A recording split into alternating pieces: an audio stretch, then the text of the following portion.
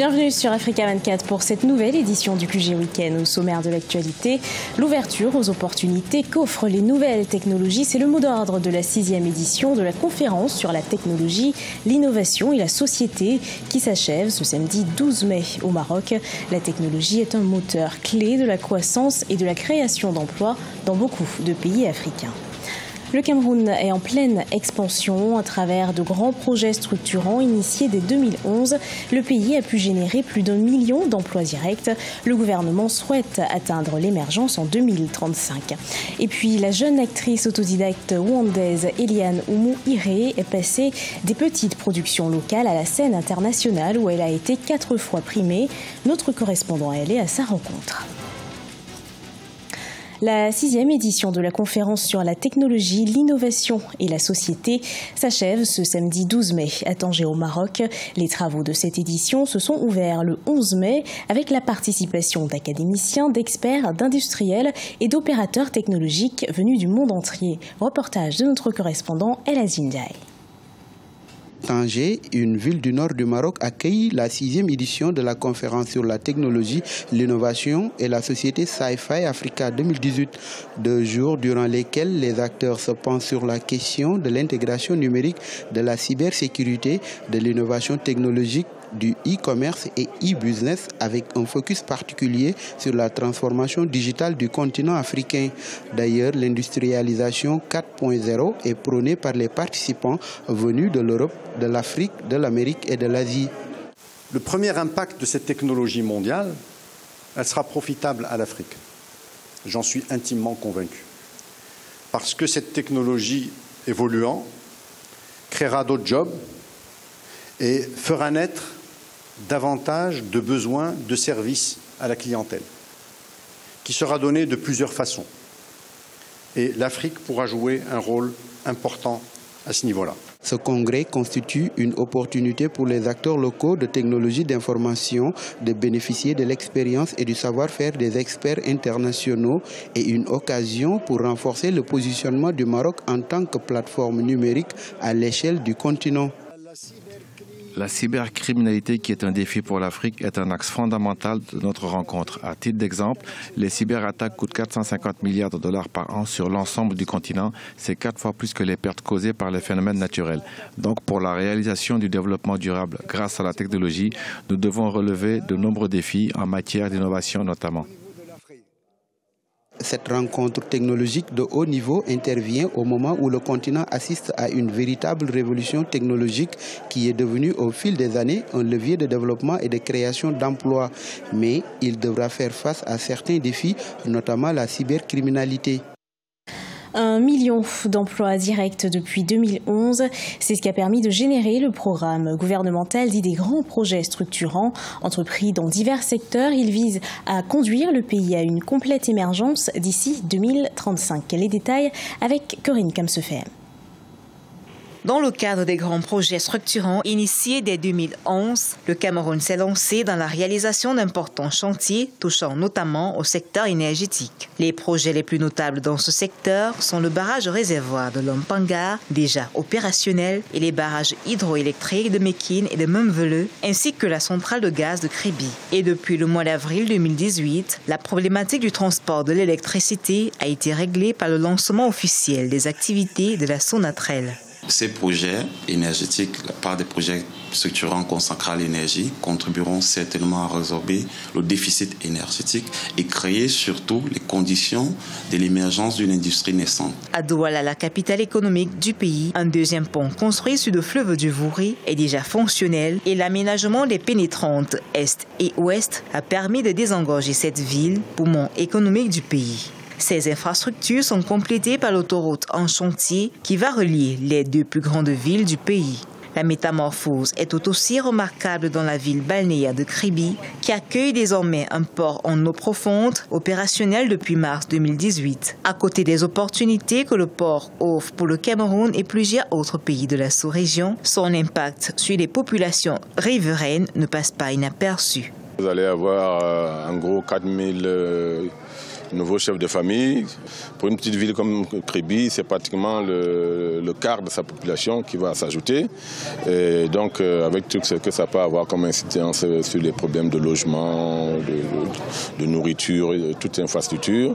Et on peut parler également d'opportunités, c'est-à-dire que l'habitant de Kribi aura autant plus d'opportunités pour s'épanouir en raison de l'installation du port. Les grands projets structurants ont jusqu'ici généré plus d'1 million d'emplois directs au Cameroun. Désormais, l'économie camerounaise se démarque aussi par sa résilience et sa diversification, reconnue par les instances économiques et financières internationales. Pour les autorités locales, une stratégie de planification et d'assainissement des politiques de gouvernance a favorisé la mise en œuvre de ces grands projets structurants. L'atteinte de l'émergence en 2035 reste à l'ordre du jour.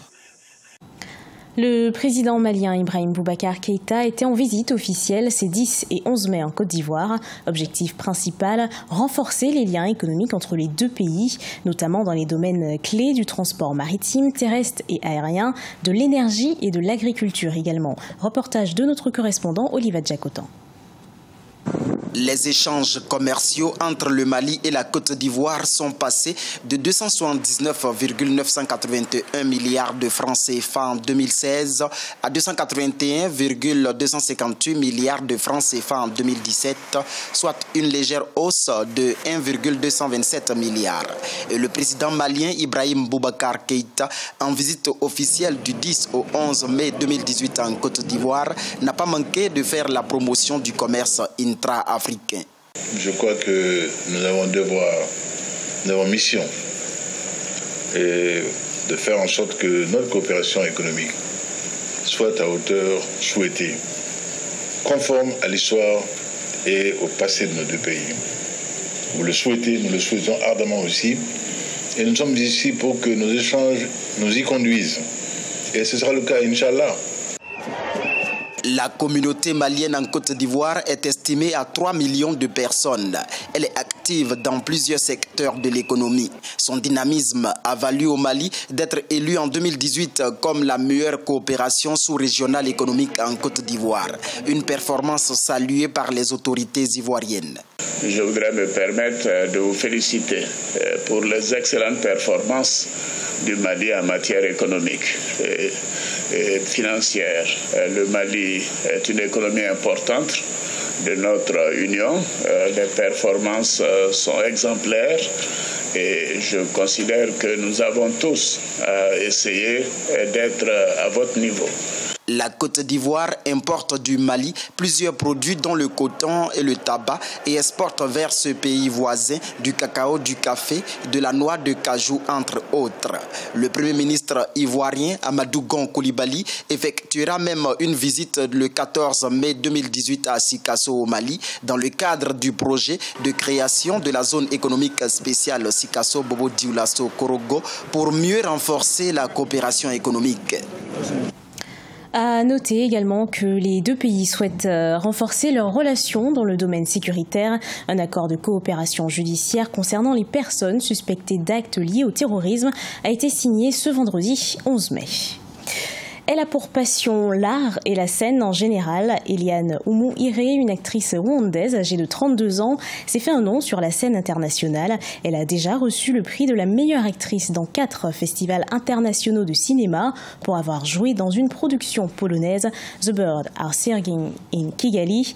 Rencontre avec notre correspondant à Kigali, Fraterne Dakaisanga. Eliane Oumou-Iré est l'une des artistes rwandaises à s'être produite sur la scène internationale. À travers des petites productions locales au départ, Eliane fut la première rwandaise à jouer un rôle principal dans une production internationale. Comptable de formation, elle avoue avoir été passionnée par la scène depuis son enfance. À partir de 11 ans, oui, j'aimais le théâtre, mais je ne pouvais pas en faire comme il n'y avait pas de scène ici. Et puis, quand je suis arrivée à l'université nationale, c'est là où il y avait une scène. Et j'ai rejoint la troupe théâtrale de l'université. Donc, je faisais la comptabilité. J'allais pour mes études en comptabilité durant la semaine. Et le dimanche, j'allais pour les répétitions des théâtres. Et là, qu'est-ce qu'on faisait? On faisait juste, on révisitait les exercices qu'on avait eus durant des formations, ou si quelqu'un a fait une recherche et est tombé sur un exercice de théâtre, et c'est ça juste qu'on faisait le dimanche. Et on se disait, bon, peut-être qu'un jour on va jouer. Si la jeune actrice a évolué en autodidacte, elle avoue avoir bénéficié d'une formation gratuite en Tunisie pour le jeu d'acteur, ce qui a changé sa façon de vivre l'art. De sa passion, elle a pu se produire sur la scène internationale et possède à son actif 4 prix internationaux pour avoir joué un rôle principal dans une production polonaise, Birds Are Singing in Kigali. C'était la première fois qu'une production internationale venait faire un casting pour le rôle principal ici au Rwanda. Normalement, les autres films qui ont été faits à propos du Rwanda, autour du Rwanda et même au Rwanda, amenaient leurs propres personnages, leurs propres acteurs. Et même pour les rôles africains, ils amenaient des Africains, mais pas des Rwandais. Donc, je ne sais pas si c'était par manque de confiance dans les acteurs rwandais ou peut-être parce qu'on n'avait pas encore eu assez de force pour pouvoir dire, écoutez, on peut faire ça, on peut aussi jouer comme les gens d'Hollywood. Même si la jeune actrice reconnaît qu'il y a encore beaucoup de difficultés pour les acteurs rwandais et l'industrie cinématographique en général, elle croit en la force des jeunes talents qui émergent. Elle a d'ailleurs commencé à offrir des formations gratuites pour ces jeunes rwandais passionnés de la mise en scène. Ce journal a été préparé par l'ensemble de la rédaction. Merci de l'avoir suivi. Retrouvez dans un instant une nouvelle édition de l'actualité sur Africa 24.